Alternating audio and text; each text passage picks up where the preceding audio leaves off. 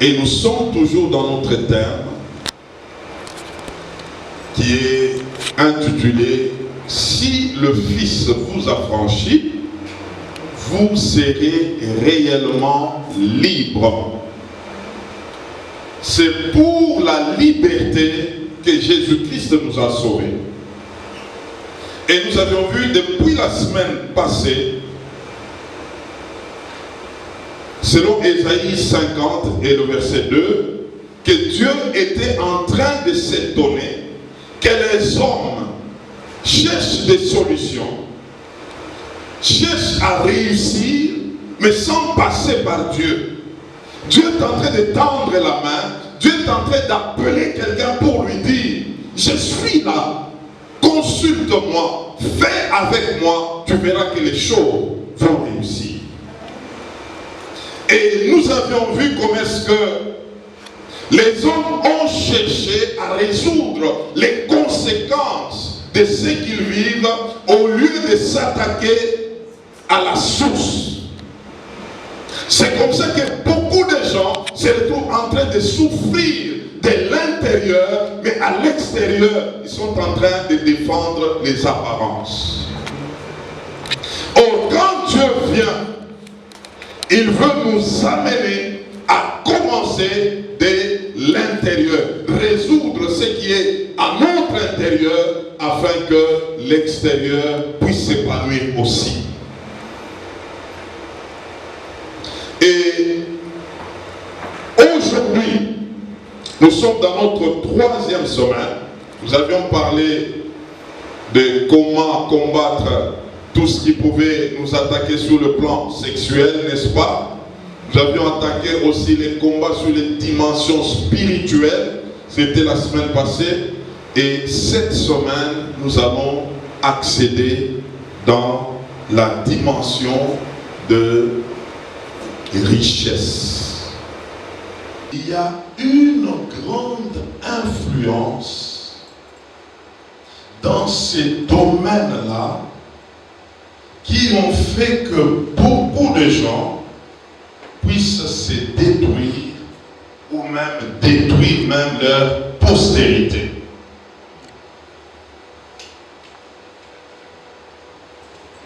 Vous savez que aujourd'hui, il y a une grande influence de biens matériels sur des vies des gens.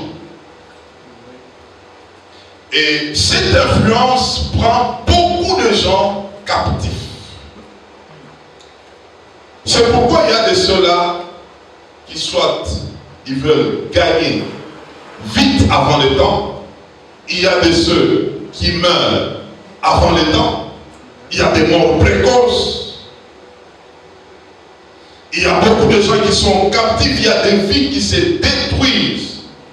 Mais derrière ces choses, il y a l'influence des richesses, influence de biens. Il y a des gens qui ont défini mal leur vie par rapport à toutes ces choses. Mais avant d'entrer dans le vif, j'aimerais qu'on lise. Et j'aimerais dire encore ce matin, quelqu'un sera éclairé. Alléluia. Il y a des brouillards qui vont sortir. Tu verras clair dans ces domaines. Nous sommes dans Genèse chapitre 14, du verset 17 au verset 24. C'est le premier texte. Genèse chapitre 14, verset 17 à 24. Nous allons lire et j'aimerais qu'on suive attentivement cette lecture. Et il y a beaucoup de choses qui sont cachées dans ce texte. Après qu'Abraham fut revenu vainqueur de Kedor Laomer et de rois qui étaient avec lui, le roi de Sodome sortit à sa rencontre dans la vallée de Chevet, qui est la vallée du roi. Melchisedec, roi de Salem, fut apporté du pain et du vin. Il était sacrificateur du Dieu très haut. Il bénit Abraham et dit, béni soit Abraham par les dieux très hauts, maître du ciel et de la terre, Béni soit le Dieu très haut qui a livré tes ennemis entre tes mains. Et Abraham lui donna la dîme du tout. Le roi de Sodome dit à Abraham, donne-moi les personnes et prends pour toi les richesses. J'aimerais qu'on souligne ça. Ah, c'est très fort. Donne-moi les personnes et prends pour toi les richesses. Écoutez la réponse d'Abraham. Abraham répondit au roi de Sodome, je lève ma main vers l'Éternel, le Dieu très haut, maître du ciel et de la terre. Je ne prendrai rien de tout ce qui est à toi. Pas même un fil, ni un cordon de soulier. Pourquoi?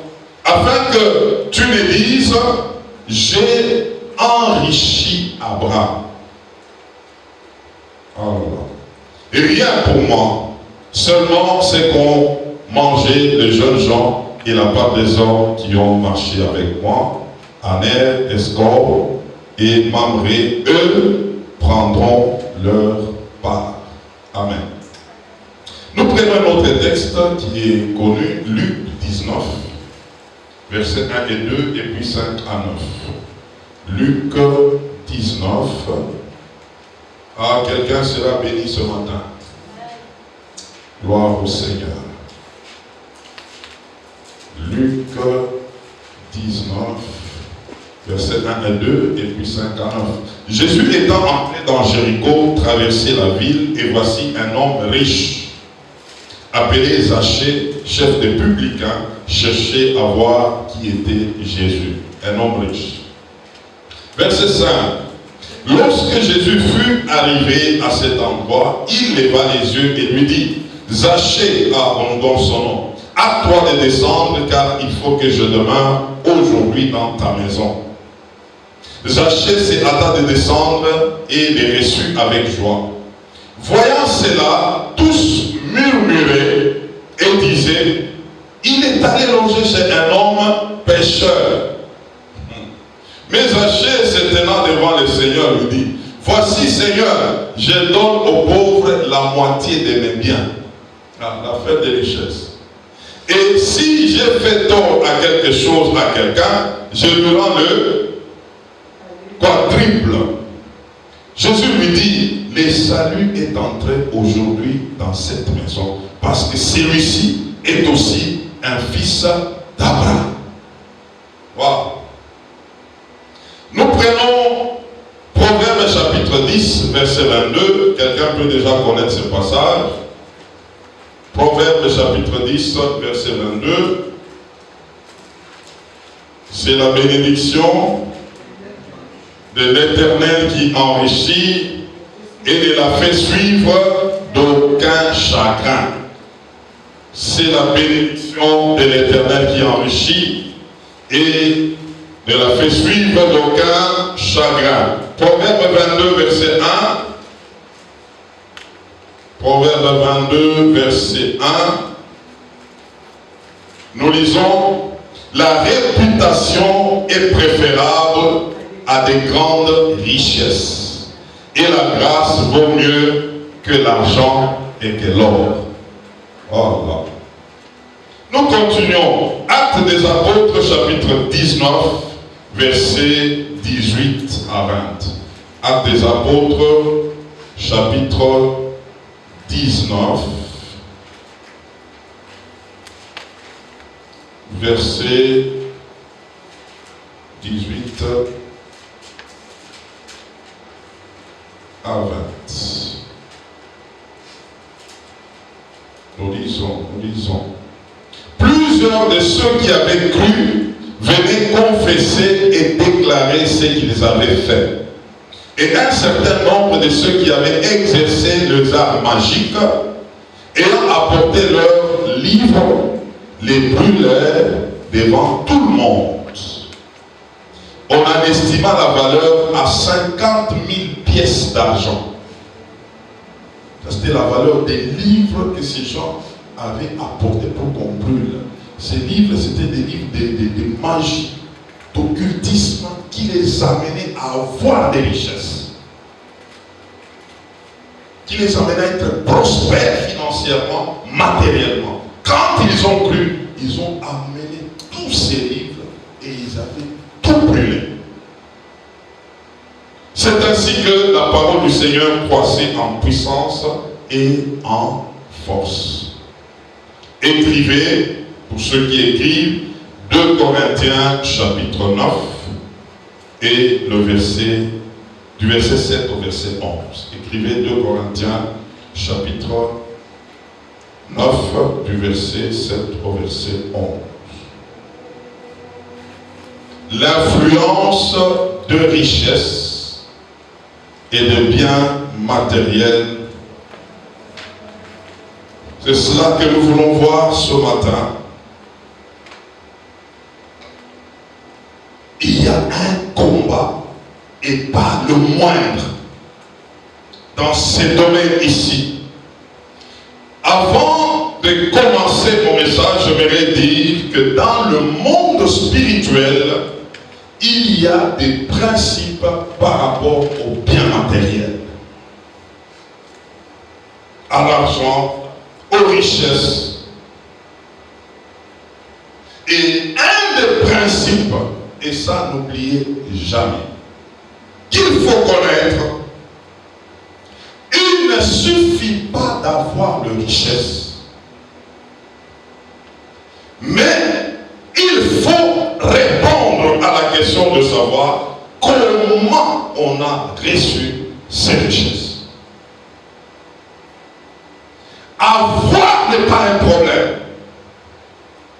Mais les comment, lorsqu'il n'est pas bien négocié, on peut avoir, mais on a les vents.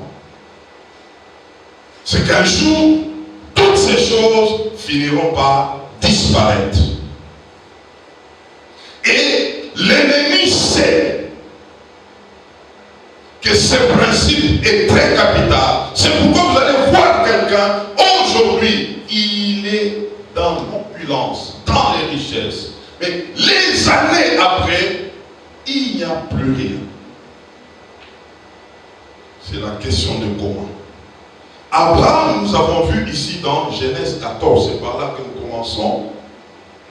Il venait de gagner un combat où il est allé récupérer son frère Lot. On les avait pris en captivité, Lot, sa femme, tout ce qu'ils avaient comme bien. Ils avaient tout perdu. Abraham a appris cela. Abraham est allé combattre les ennemis. Abraham a tout récupéré. Il a repris toutes ces personnes qui étaient à Sodome, parce que l'autre habitait Sodome. Il a pris tous ceux de Sodome, les hommes, les femmes, et il a amené tout le bien qu'ils avaient perdu, que l'ennemi avait pris. Pendant que Abraham rentrait, le roi de Sodome s'est mis à la rencontre d'Abraham, s'est mis en mouvement vers Abraham. Et quand il allait vers Abraham, il y a eu un homme mystère, Melchisedec. Cet homme aussi est allé à la rencontre d'Abraham. Tous deux, on les présente comme des rois. Les rois d'en haut et les rois d'en bas. Les rois de Sodome et les rois de Dieu. Maintenant, les rois d'en haut, comme on l'appelle Melchisedec, le roi de Salem, qui veut dire le roi de paix, est passé avant les rois d'en bas. Il passe, il croise premièrement Abraham. Il lui a apporté du pain et du vin. Il donne à Abraham. Abraham a bu. Abraham a mangé. Et puis, il a béni Abraham. Alléluia. J'aimerais dire ce matin que la bénédiction n'est pas les biens. La bénédiction, ce sont des paroles d'en haut sur quelqu'un. La Bible déclare que ce Melchisedec, il a donné du pain, il a donné du vin et il a béni Abraham. Il dit, béni soit Abraham. Je bénis Dieu du ciel et de la terre, qu'il te bénisse. C'est lui qui t'a donné la victoire. Il a déclaré des paroles sur Abraham. Abraham a reçu ces paroles. Maintenant, qu'est-ce qu'Abraham a fait? Abraham a pris la dîme de tous les butins de la guerre. Il a remis à qui? À Melchisedec. Abraham était béni. Et Abraham lui avait donné après la bénédiction. Suivez-moi très bien. Après cela, le roi de Sodome arrive. Il croise maintenant Abraham. Il fait un deal avec Abraham. Il dit, Abraham, tu es venu avec les hommes et des richesses. C'est toi qui les as récupérés. Mais je vais te proposer quelque chose. Donne-moi les hommes et moi, je vais te donner les richesses. Garde les richesses. Abraham répondra à cet homme, non, je ne peux rien prendre de toi, même pas un fil. Pourquoi Abraham a refusé? La première raison, c'était que je suis déjà béni. Toi, tu veux me donner des richesses pour que tu dises que c'est toi qui m'as amené dans la bénédiction. Est-ce que nous nous comprenons? Suivez-moi très bien. Abraham a refusé les richesses parce que Abraham venait d'être béni. Et l'autre a demandé des hommes. Qu'il y ait échange. Donne-moi des hommes, moi je te donne les richesses. C'est comme ça qu'il y a eu des gens qu'on a sacrifiés à cause des richesses. Pour avoir les richesses, il y a eu des gens qui ont fait des échanges. Échange de vie, échange d'intelligence, échange de la postérité. Il y a des enfants qu'on avait livrés pour que des parents aient des richesses. Il y a des filles qu'on avait écoutées pour qu'il y ait des richesses. Il y a des morts précoces que des gens enregistrent à cause des richesses. Il y a eu échange, mais quand on ne connaît pas, on peut être un fruit d'échange.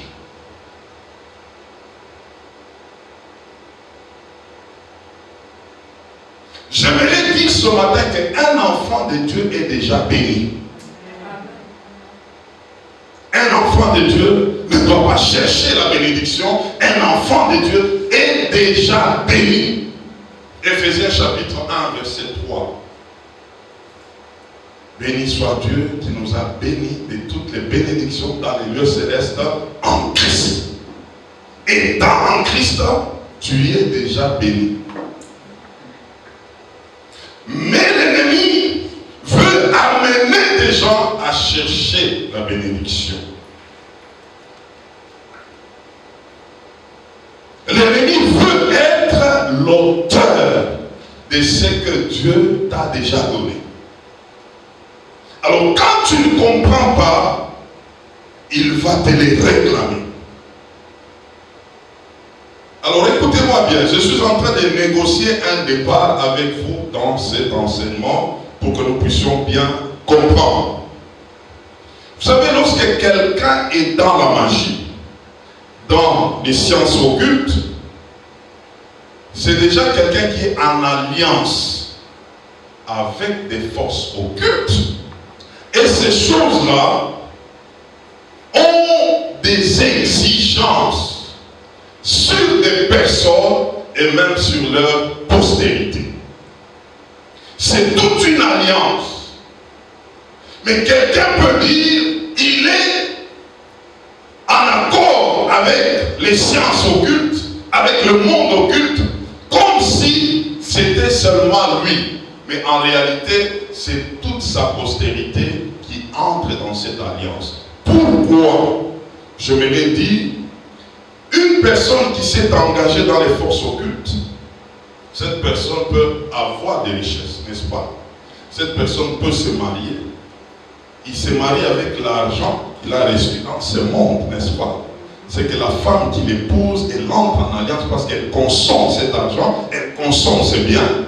Et c'est comme ça qu'ils ont eu des enfants. Les enfants grandissent avec l'argent qui a été tiré de cette alliance. Et ils se retrouvent déjà partisans de l'alliance. Ils grandissent en ça, ils étudient avec cet argent, ils s'habillent avec ça, ils mangent avec ça. Il y a une alliance comme ça, contractée déjà. Et que ce sont ces choses qui pèsent sur des générations.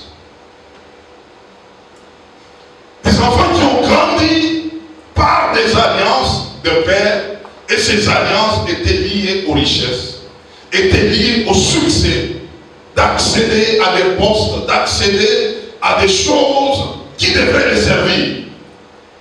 Et encore, tous ceux qui bénéficient de ça, quelque part, ils sont aussi touchés par cette même alliance. C'est pourquoi vous allez voir des gens, ils peuvent avoir des biens, de l'argent, mais ils n'ont jamais l'argent à quelqu'un. Il y a une alliance, et ceux qui prennent ces choses-là, ils sont d'une manière ou d'une autre connectés à cette alliance. Quand il y aura des réclamations, ils seront aussi réclamés. C'est ce qu'Abraham a refusé. Abraham était un homme spirituel, il s'est dit non. Tu veux que je prenne les richesses? Si pas moi, peut-être ma postérité, toi, roi de Sodome, tu vas réclamer ça. Que Dieu avait donné à Abraham. Tu chercheras maintenant ce que même les enfants d'Abraham puissent payer. Abraham a dit non, je ne prendrai pas, même pas un fils. Dieu me l'a donné. Il y a beaucoup de gens qui souffrent aujourd'hui comme des innocents. Selon qu'il y a eu des alliances contractées par des pères, par des gens qui avaient précédé pour obtenir ce qu'ils ont obtenu. C'est pourquoi Proverbe 10, 22, comme nous venons de lire, est en train de dire, c'est la bénédiction de l'Éternel qui enrichit et elle ne la fait suivre d'aucun chagrin. Quand c'est Dieu, il n'y a pas de chagrin. Mais quand c'est l'ennemi qui est l'auteur, il va réclamer.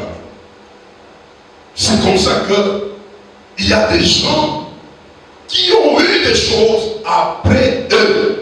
Catastrophe. Les enfants ne se retrouvent pas. C'est à ces choses-là. Quelle était la source?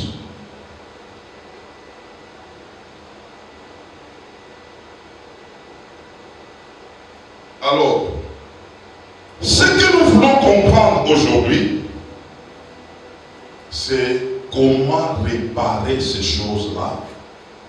Parce que c'est en ça que nous sommes. Nous sommes une génération, moi je peux le dire comme ça, il y a une génération qui a été sacrifiée, mais sans le savoir. Et ce que nous cherchons avec Dieu, c'est réparer toutes ces choses. Comment nous, en tant que cette génération, nous devons nous en sortir. Tu peux avoir quelqu'un, un parent, arrière-parent, avant d'étudier, il avait fait des fétiches. Il a fait des fétiches. Et on a donné l'intelligence. Il a étudié avec l'intelligence des fétiches. Il trouve le travail. C'est un travail qui vient de là. Il te fait nourrir, il te fait entrer dans une alliance. Ce que tu auras sera sous contrôle de l'ennemi. Parce que c'est la source qui détermine tout le reste. Il faut qu'on comprenne bien les choses. Et nous nous retrouvons avec des choses, des gens qui nous ont comporter, mais leur source pour accéder là où ils sont, afin d'avoir l'argent qu'ils ont, voilà comment est-ce qu'ils ont fait. Le contrôle de toutes ces choses, c'est l'ennemi. Parce que c'est lui qui a ravitaillé en premier la source pour que ceux qui ont aujourd'hui puissent les avoir, mais ignorant la source. C'est comme ça qu'il y a des victimes aujourd'hui. Ils jouissent des choses, mais ils ignorent la source de ces choses et l'ennemi peut mettre la main sur eux.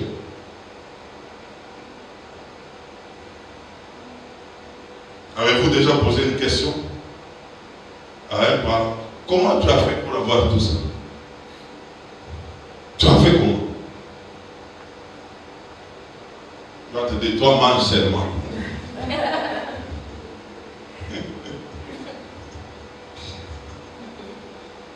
Ah, vous connaîtrez la vérité vous rendra libre. Ces choses ici, dès que tu les maîtrises, tu seras bien et ta postérité sera bénie et sera vraiment dans l'assurance de la vie. Maintenant, voyons un peu. Avant d'avancer, j'aimerais dire qu'il y a un homme sage qui avait compris ces choses. Il avait donné 3 déclarations que j'aimerais partager avec vous. Un homme sage avait dit, en réalité, quand l'homme veut se convertir, il doit connaître 3 conversions. Combien de conversions? 3. La première conversion, la conversion de son cœur, qui est la dimension spirituelle. Ton esprit doit se convertir, et je vous enseigne ça, que dans la conversion, on se convertit instantanément par l'esprit, n'est-ce pas? Et la deuxième conversion, c'est la conversion de notre intelligence.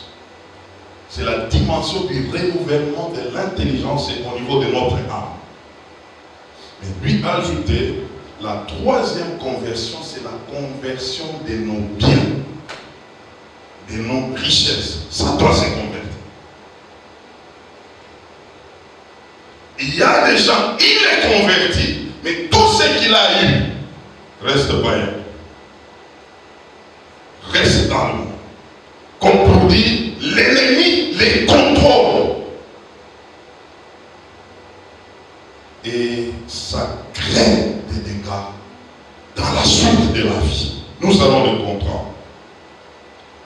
Deuxièmement, il a dit, l'argent est un signe de la bénédiction, mais non pas une évidence. Et la pauvreté est un signe de la malédiction, mais non pas une évidence. C'est-à-dire, un chrétien peut manquer, mais pas être maudit. Un païen peut avoir des richesses, mais pas être béni. Est-ce que nous comprenons?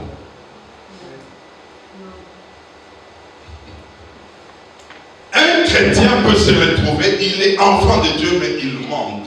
Cela veut dire, ça ne veut pas dire qu'il est maudit, parce qu'il manque. En réalité, il est déjà béni. Un païen peut se retrouver, il a beaucoup de biens, beaucoup de richesses, mais il n'est pas béni. Parce que je vous ai dit que c'est la bénédiction de l'Éternel qui enrichit.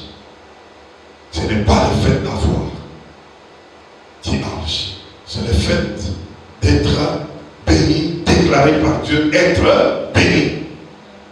Et c'est comme ça que ça déjà, ça pose problème pour plusieurs. Quelqu'un peut regarder quelqu'un qui a de biens matériels, il dit que non, lui est béni.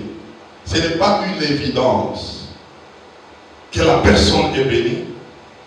C'est quelque chose de bénédiction en fait, qui n'est pas peut-être d'ordre divin. Nous devons comprendre cette nuance. Et il ajoute en disant, ce n'est pas mal d'avoir de l'argent ou même beaucoup d'argent. Mais le mal, c'est quand l'argent te possède. tu deviens possédé par l'argent. Quand l'argent possède quelqu'un, l'argent peut tuer quelqu'un. Cet argent-là qu'on se sert avec, tu peux commencer à servir l'argent jusqu'à être tué par l'argent.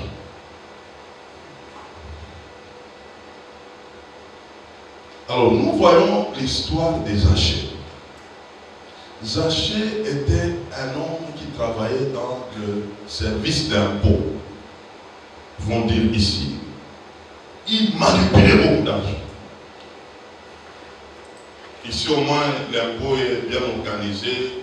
Il y a des gens, surtout en Afrique, quand ils travaillent dans des services qui manipulent l'argent là, ils les manipulent correctement.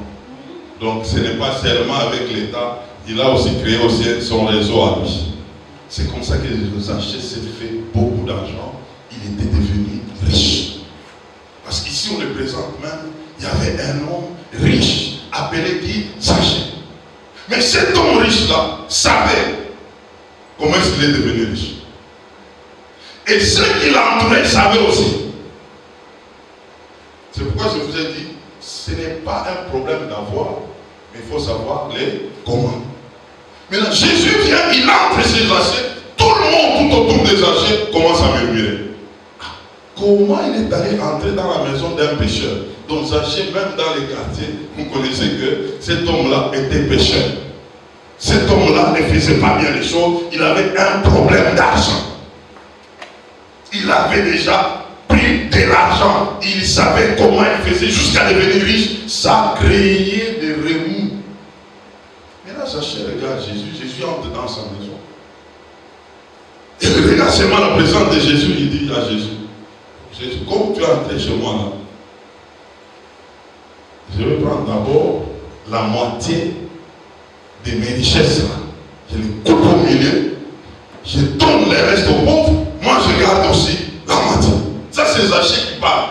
Il parle à Jésus. Jésus est venu seulement chez lui, il entre. Il parle comme ça. Et puis il dit, Jésus, je sais que j'ai des problèmes avec les gens. J'ai pris de l'argent, mais si quelqu'un vient réclamer son argent là, je vais lui donner les quadruples. Jésus regarde, le Seigneur est entré dans ta maison. Tu as réglé l'affaire. Non seulement tu m'as accueilli, mais il y avait un problème qu'il fallait réparer. Il y a des gens qui croient au Seigneur, mais ils ne réparent pas. Ils croient au Seigneur, mais leur bien ne vient pas. Zachée a dédommagé ses biens.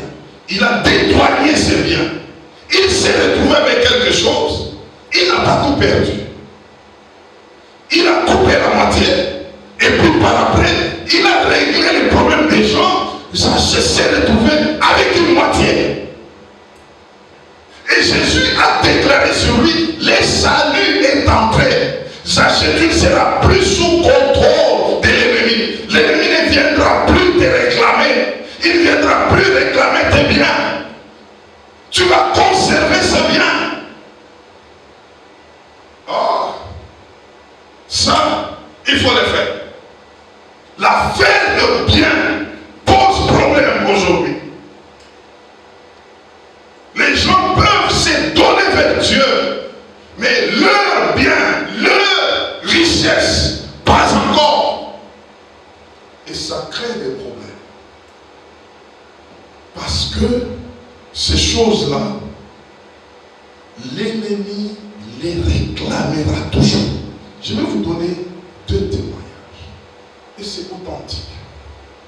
Il y avait un monsieur qui habitait en Afrique de l'autre côté. C'était à Brazzaville. Il était un médecin gynécologue. Cet homme-là ne connaissait pas Dieu. Il avait toute une polyclinique grande et il avait beaucoup de femmes qui fréquentaient sa polyclinique, mais en réalité, il faisait beaucoup d'avortements. Les femmes qu'on embauchait pouvaient demander qu'on puisse avorter. Et c'est comme ça qu'il était réputé. Il a eu beaucoup de clients en ça. On venait les femmes avorter et il s'est fait beaucoup d'argent. il a eu beaucoup de bien. Puis par après, un monsieur l'a prêché l'évangile. Il prêche l'évangile, la personne a mordu à l'évangile, la personne a cru en Jésus. Maintenant, comme elle a accepté Jésus, il fallait arrêter cette pratique de faire les avortements. Parce que c'est tuer. Il a arrêté. Et comme c'était la source de ses richesses commençaient aussi à faire quoi? À se fondre. Il a arrêté la pratique. L'argent n'entrait plus. Et les biens qu'il avait reçus par cette voie commençaient à se perdre. Jusqu'à ce que cet homme s'est retrouvé sans bien matériel, mais dans l'église.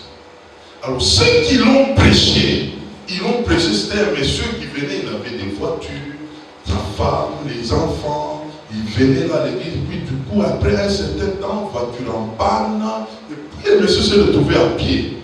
Maintenant, dans cette église, on prêchait beaucoup sur les richesses, la prospérité, il faut avoir Dieu béni avec des matériels. Maintenant, les frères, là, on les regarde, mais il est venu avec des véhicules, mais maintenant, là, il se retrouve à pied comment?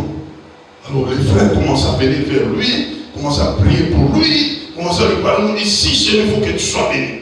Ici, selon la bénédiction, doit se faire voir. Et lui savait que la source là avait des problèmes. C'est la source qu'il avait arrêtée. Maintenant, il lui fallait une autre source. On l'a fait tellement pression. Il faut prier pour lui parce qu'il faut gêner que les frères aient de l'argent. Les frères étaient fatigués. Il dit, bon, en tout cas, je rentre dans mes affaires là. Il a commencé à faire la pratique là de faire les avortements encore. Et puis les frères ont commencé à avoir de l'argent. Oh, gloire à Dieu, Dieu a béni les frères. Un jour là, vous appelez les frères, non frère, en tout cas, il faut que tu témoignes. Tu avais perdu les véhicules, tu avais perdu les biens, mais voilà que Dieu t'a béni, viens témoigner. Le Saint-Esprit lui dit, va témoigner maintenant, va parler. Le frère a parlé. Il a dit, voilà ce qui m'est arrivé, voilà ce que je faisais. Et ici à l'église, on m'a fait tellement pression que non, je dois être béni. J'étais rentré là. J'ai repris encore mes affaires. Ces jours-là, et le pasteur et tous ceux qui étaient là, ils se sont mis à pleurer repentance. La bénédiction, c'est pas ce que nous voyons. La bénédiction vient de Dieu. Il y a eu une femme. Suivez-moi très bien, je suis en train de vous préparer. Cette famille avait beaucoup de biens. Là, c'est un autre pays. Moi, j'ai vécu ça. Beaucoup de biens. Et moi, je fréquentais un de leurs frères qui était avec eux. Le papa travaillait quelque part comme chez Zaché. Et à notre pays, maintenant, à l'époque, il avait l'argent. Il pouvait avoir même des caisses d'or dans sa maison. Ils avaient des biens, des maisons. Maintenant, les messieurs étaient dans l'occultisme, ancrés là-dedans.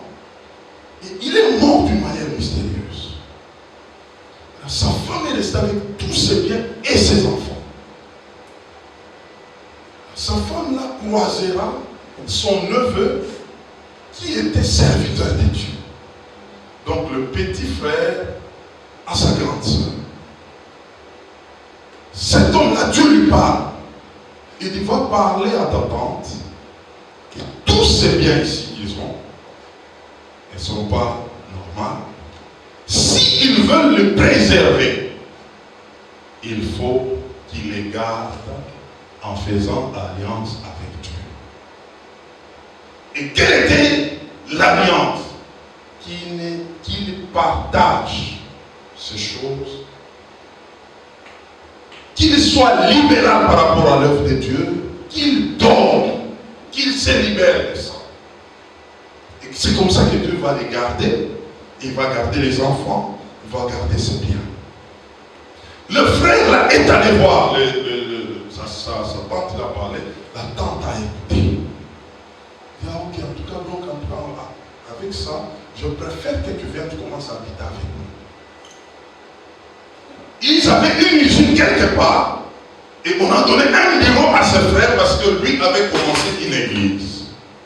Il lui donne un bureau dans cette usine et les choses marchaient. La tante là avait des libéralités qu'elle faisait. Elle appelait des gens à faire des prières, des retraites. Ils avaient une grande maison. Des retraites là-bas, c'était une maison de prière. Il y avait beaucoup de choses qui se passaient là-bas. En termes de prière. Et elle aussi en bénéficiait, des affaires avancées. Les années, c'était comme ça. Et là, un jour, les enfants se sont soulevés, ils se sont dit entre eux, non, en tout cas, l'oncle, le monsieur là, avec ces choses-là de Dieu, il est en train de nous escroquer ici. Non, en tout cas, il faut qu'on les chasse. On doit parler avec notre maman, nous on refuse ces choses, nous devons garder le bien de notre papa. La chose là s'est levée, ils ont attaqué leur maman, ils les ont convaincu leur maman, nous ne voulons pas de cet homme, voilà, la maman s'est retrouvée du monde. Et le monsieur là, il fallait partir. Comme Abraham, Dieu lui a dit à ce monsieur, ne touche à rien quand il faut partir, même si vous donnez quelque chose que non, prends ça, part avec, ne prends pas. Le monsieur est parti. Ils sont restés avec les enfants. Ils ont continué un peu. C'était la vente qui a commencé. Ils ont commencé à vendre les maisons. Tel endroit, vente, tel endroit, vente, tel endroit. Et puis la maman est tombée malade. Puis la maman est décédée. Puis après, le meneur garçon qui était là, qui conduisait les autres, il est mort aussi. Parce que lui s'est mis dans la boisson, les femmes, comme il avait maintenant, c'est lui qui gérait maintenant les choses, il est mort. Ils se sont retrouvés 4 garçons. Tout a disparu. Rien n'est resté et ces garçons-là sont devenus des vagabonds.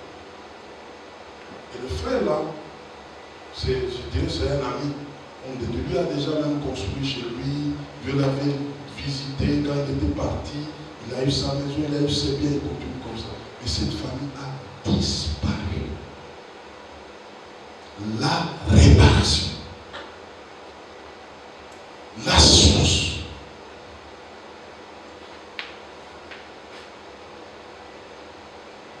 J'ai donné acte 19. Dans acte 19, il y avait des gens qui ont fait de la magie, de l'occultisme. Quand ils se sont tournés vers Dieu, tout ce qu'ils avaient comme livre, des incantations qu'ils avaient fait, la recommandation était quoi? Qu'ils amènent toutes ces choses et qu'on puisse les faire quoi? Les brûler. Était converti, mais la source était touchée, il fallait les faire disparaître. Je vous ai dit depuis 3 semaines passées, beaucoup de gens ont enseigné la repentance, mais ils n'ont pas enseigné la réparation. Et ça pose problème aujourd'hui. Et vous allez voir que non, il s'est converti, mais il avait l'argent, mais maintenant là, il n'a plus les commandes. Dieu ne donne pas l'argent, Dieu donne. Comment la personne a négocié l'affaire? Comment la personne a réparé? Il y a beaucoup, et les richesses ont un pouvoir. Pour les lâcher, c'est difficile. C'est comme ça que nous allons comprendre ce matin comment réparer ces choses. Et toi, enfant qui m'écoutes aujourd'hui, toi jeune, ne te réjouis pas de ce que mon père a l'argent, il a des biens. Il faut te poser des questions. Ça vient d'où? Comment moi, je vais me retrouver juste après? Très important. Et Dieu veut t'amener à comprendre ces choses pour que toi aussi, tu puisses sécuriser ta postérité.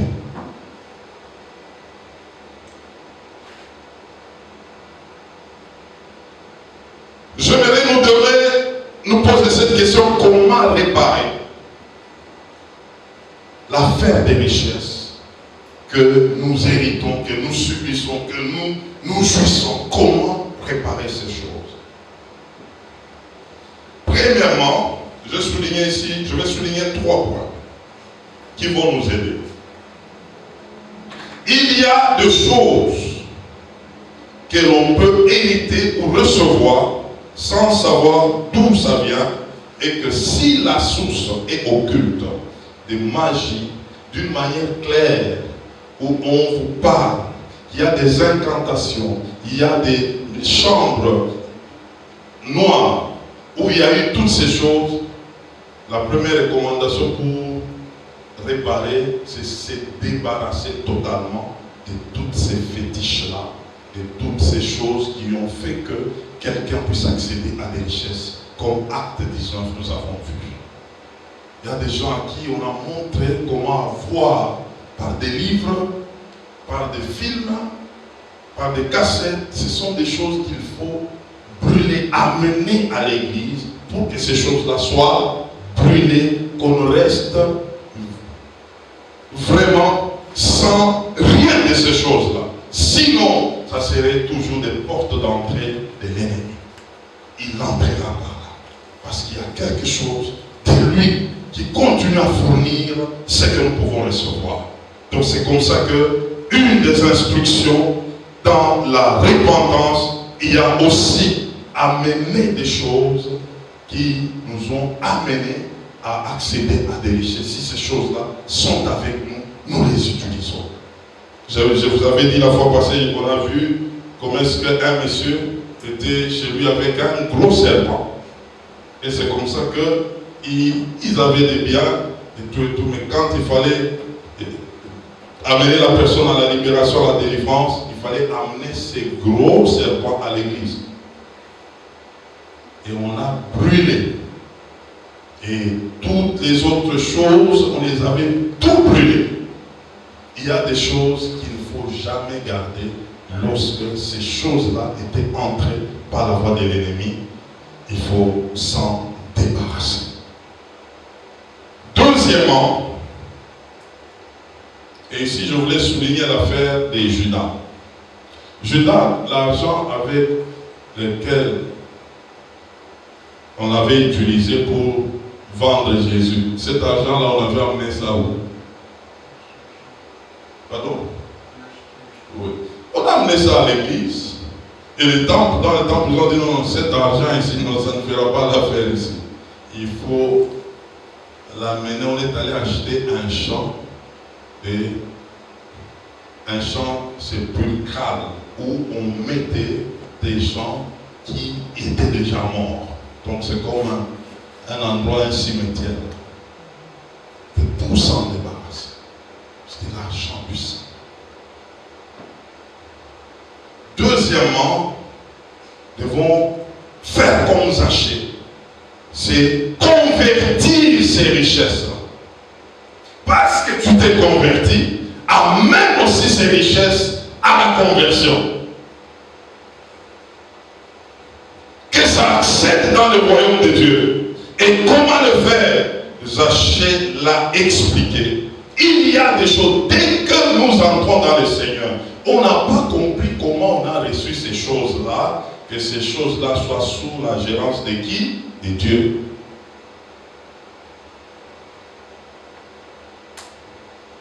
C'est pourquoi vous allez voir, il y a des gens qui ont bâti des églises, bâti des maisons de pauvres, des gens, en réalité, ce sont des gens qui se sont réveillés et ils ont compris que non, ces choses ici, je dois les donner avec Dieu et Dieu se mettra aussi à les sécuriser. Les œuvres missionnaires, il y a des gens qui ont investi en ça parce qu'en réalité, ils se sont retrouvés qu'ils avaient des choses qu'ils ne maîtrisaient pas. Et troisièmement, nous devons combattre l'esprit des mammons. Alors ça, j'aimerais qu'on comprenne. Derrière les richesses, il y a toujours des esprits. Là où il y a de richesse, là aussi se trouvent des richesses. C'est pourquoi beaucoup de gens, et ici Abraham l'a vécu et lui était avec Dieu. Dieu le bénit et le roi de Sodome arrive pour lui proposer un marché des richesses. Là où il y a de richesses, il y a aussi mammon. C'est l'esprit qui est derrière les richesses. Il veut prendre le contrôle. Et comment il prend le contrôle? Il veut s'assurer qu'il soit le premier à être servi. C'est pourquoi il y a des ceux, quand ils ont l'argent, quand tu lui parles de la dîme, c'est comme si tu l'as injurié. C'est maman là. Il n'aime pas que quelqu'un d'autre soit servi en premier, que Dieu ne soit pas servi. Et parce que Dieu ne sera pas servi en premier, c'est lui qui aura le contrôle de toutes choses. C'est pourquoi, quand il faut combattre ces mamans, premièrement, il faut savoir, il faut d'abord être quelqu'un, moi j'appelle un dîmeur, être quelqu'un qui ne raisonne jamais sur la dîme. Il doit toujours donner la première part à qui? À Dieu. Tu es en train de combattre maman. Quelqu'un qui s'aimait, qui tourne ce bien à des actions de grâce. Tourner ce bien vers le royaume de Dieu. Il est en train de sécuriser ces choses-là. Lorsque l'ennemi viendra pour réclamer, pour ensorceler, est-ce qu'on peut ensorceler Dieu? C'est ça les secrets que beaucoup n'ont pas reçus. Et ils se sont retrouvés, ils se sont tournés vers Dieu, mais ils n'ont pas maîtrisé comment ils ont reçu ces choses. Ces choses sont restées dans les camps de l'ennemi et l'ennemi pouvait mettre la main sur ces choses. Et si c'est la personne qui se maintient avec ce bien, quand elle passe, les restes disparaissent. C'est ça le problème. Je vous dis ce matin, avoir le bien, ce n'est pas une garantie. La garantie, c'est Dieu, qui est l'auteur de la bénédiction. Parce que quelqu'un peut en jouir dès son vivant, il faut que ça continue. C'est comme ça qu'il y a, quand quelqu'un passe, les restes après lui, c'est les deuils. Ou encore, il passe avec tout le monde. Il disparaît avec tout le monde. Il n'a pas négocié ces choses. Nous avons non seulement à nous donner à Dieu, mais nous devons donner même ce que nous avons tous entre les mains du Seigneur pour que le Seigneur soit le maître. Et vous allez voir que toute la suite, nous serons maintenant une postérité qui est bénie. Parce que la bénédiction, en fait, ne s'arrête pas que sur toi. La vraie, elle doit continuer même vers ta postérité. C'est ça, quelqu'un qui est béni. Il ne suffit pas de l'être dès son vivant, mais il faut encore que le reste continue avec ça. Aujourd'hui, nous parlons du Dieu d'Abraham, Dieu d'Isaac, et Dieu de Jacob. Ce n'est pas seulement Abraham. La bénédiction d'Abraham était tombée sur Isaac. Isaac était tombé sur Jacob. Et Jacob en a fait les 12 tribus d'Israël. Et l'étoile qui est sortie dans le 12, c'était Joseph. Et Joseph pouvait gérer cette bénédiction jusqu'à gérer tout un peuple de Dieu. Comprenons ces choses que nous devons nous lever pour combattre maman.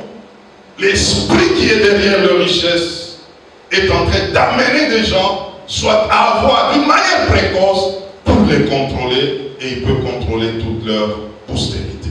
Mais si nous comprenons ce matin que nous devons apprendre à non seulement savoir comment réparer et aussi s'engager avec Dieu, avec tout ce que nous pouvons avoir, nous allons les sécuriser. Que le Seigneur nous aide à pratiquer ces choses. C'est ainsi que nous allons bâtir une postérité stable. Que Dieu bénisse sa parole. Amen.